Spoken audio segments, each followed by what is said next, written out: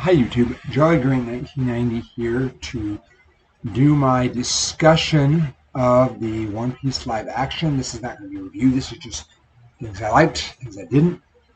Everyone's going to be doing their own for each episode or conglomerate, which fine. I'm going to do it all together just because I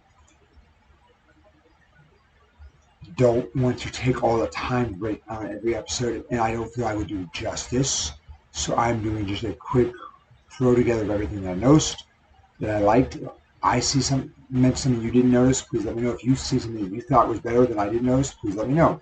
So I'm going to start with things right off of the episodes. So episode 1, 2, 4, 5, and 7 really stood out to me.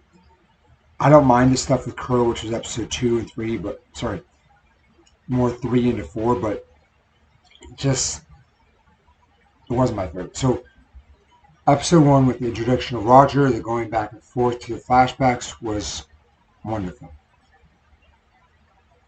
I liked how they kind of kept some of the introduction stuff the same with Roger, how Luffy gets in a barrel, Alvida, Zoro, Morgan. One of the big changes was obviously, spoiler, if you have not seen it, please go ahead and watch it. Nami meets the crew early on, Luffy and Zoro, and she's trying to steal a map of the Grand Line. And I liked this setup, and it connects things. So this was one of the changes. I like that they defeated him, and then I like that Helmeppo and Kobe joined the Marines and Garp's there. So a lot of the stuff we saw in the story for the cover pages was kind of touched on a little, but earlier on, and that to me was a good way to do it. So 2 with the crew essentially getting captured by Buggy, defeating Buggy, capturing his body, seeing the destroyed town, all that tied together directly, spot on in one. And I liked how they were leading early on with Arlong kind of connecting everything. I'll mention a little later on. So 3, Captain Kuro, Usopp, leading to episode 4, and then leading to the Baratier more for the end of episode 4 and episode 5 with Sanji and more Zoro and Mihawk. So I will say this right now. Everything Baratier I loved. I thought Sanji's character was perfect. I thought Zeph, Patty, design was nice. Zeph to me stood out the most of the Baratier stuff. I love the actor they have, kind of that strong English, maybe Scottish accent, and he's got that figure. He's got that demeanor. He carries himself. You know this guy is not mess. And his banter with Sanji, back and forth, Eggplant, shitty old geezer, they were back and forth, back and forth. We see the flashback with him as a pirate. What have we see literally the whole scene with the leg and giving the food to Sanji is because you had to say they shared the same dream. Wonderful. Episode 5. So I will mention more of the changes, but Mihawk essentially was called by Garp to go after Luffy. And change was in the manga, he split the ship, the guy with the armor, and that essentially destroyed the crew, and they ended up at Baratier.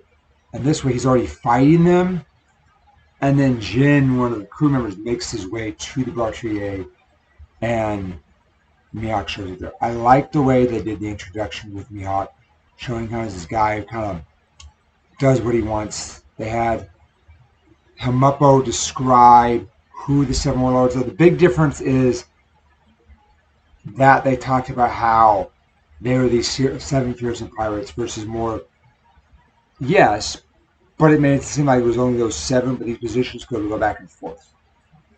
So the warlords essentially are pirates who are conscripted by the government to do pirating as long as they bring in other pirates.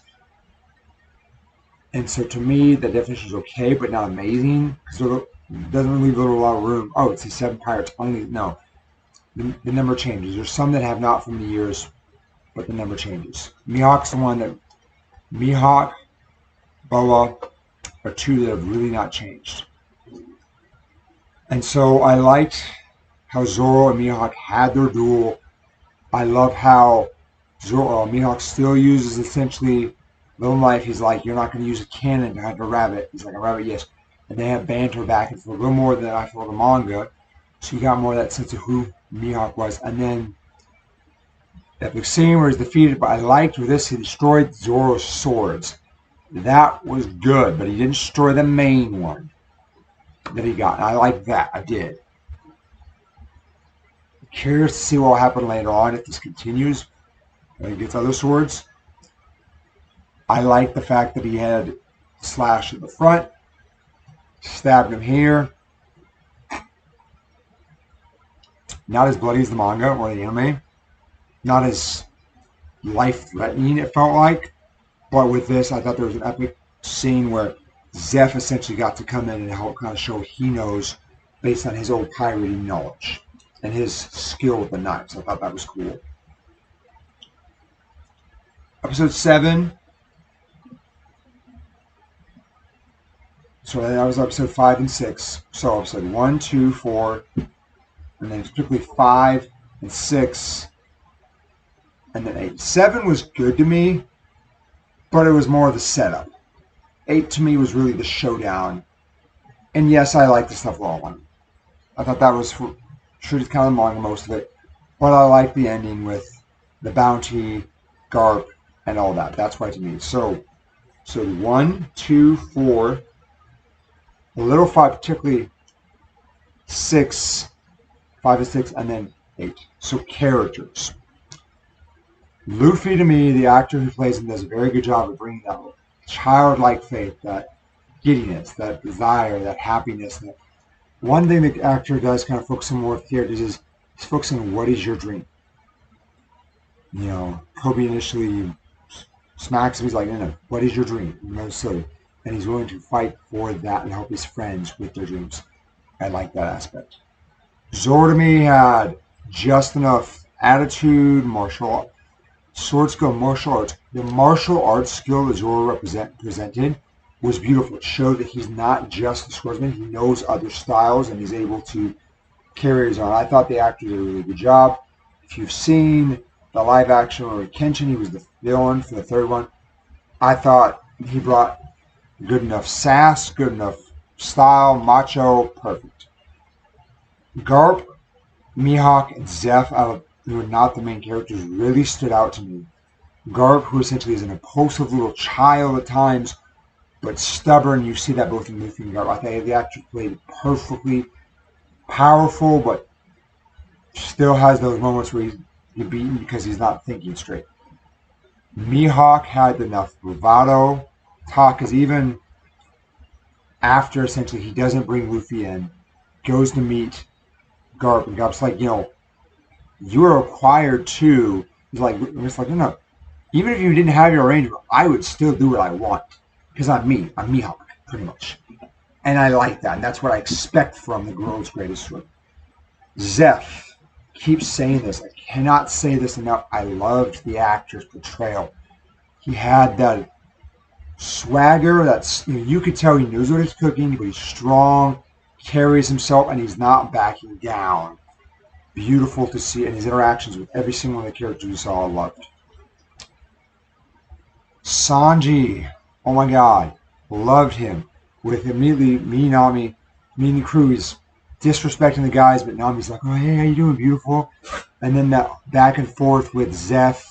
And then his banter with Zoro, and then even at the end, so essentially 8, where Zoro comes and is like, coming back for food, they're still kind of bantering back and forth. How, well, you like the food? The dish says, no, I didn't. The dish says otherwise.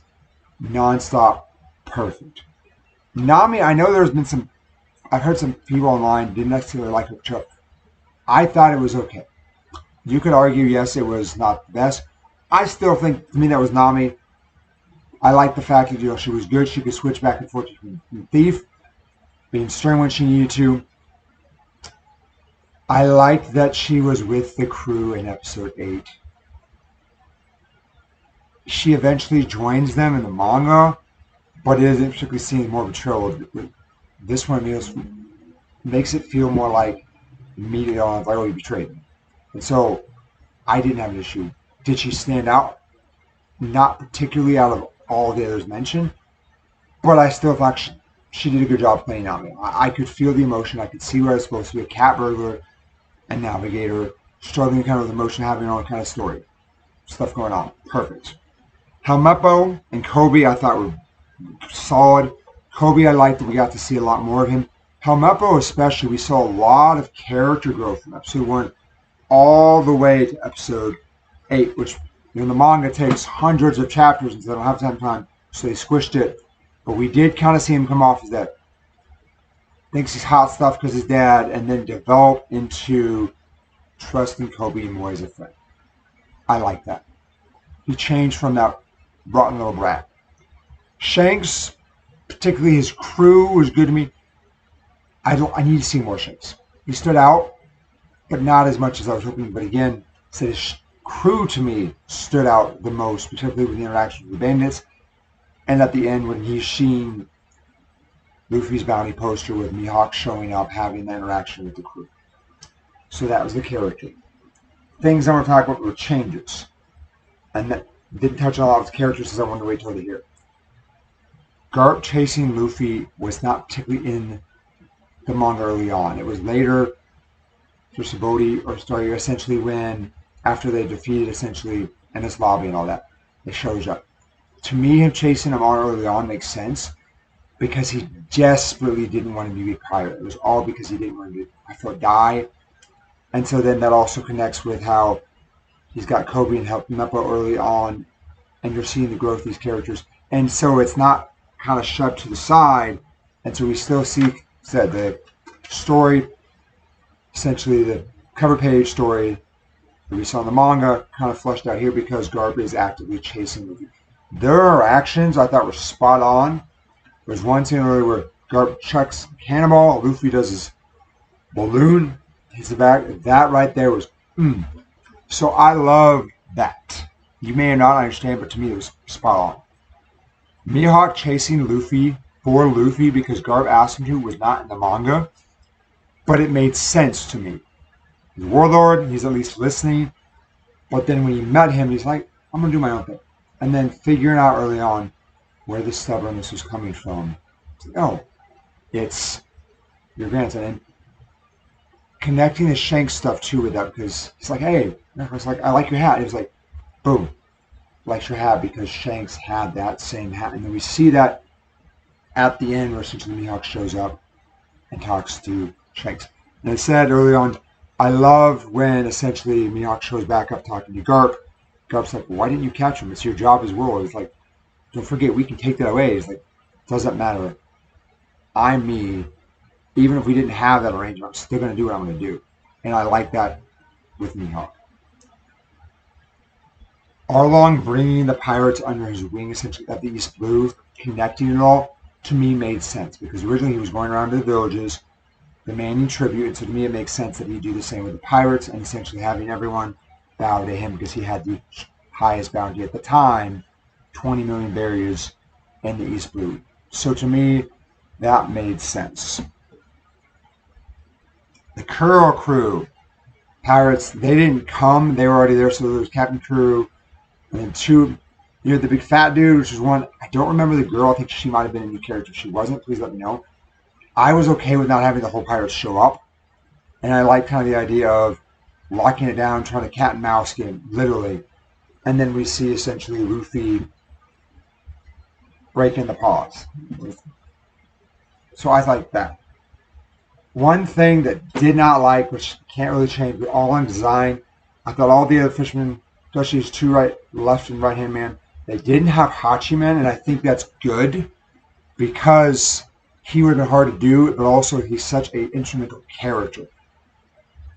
So Arlong's design, I think he should have been taller and more to me. He wasn't bad for what he played, but he played it initially more like a thug. Later grew on me kind of more that intimidating, especially when you had Nezumi, the little rat dude, Marine. That interaction to me made me feel more like this is Arlong. This is who he's supposed to be. That to me was really only a negative thing. Mentions, honorable mentions, I loved, I said, the Zeph, Garp chasing Luffy, Zeph interaction with Sanji, Luffy and the cannonball shooting it back to Garp. Mihawk showing up and talking to Garp in a lot of order. And then the big thing for me was when Luffy breaks Arlong's saw weapon. Good. And the last thing with that was I like when they show Luffy's bounty and everyone's reacting like it was in the manga. So I liked the live action. I'm biased because I'm a fan. If you didn't, please let me know. These are my thoughts and opinions. Jolly Green, 1990, sign off. Bye, YouTube.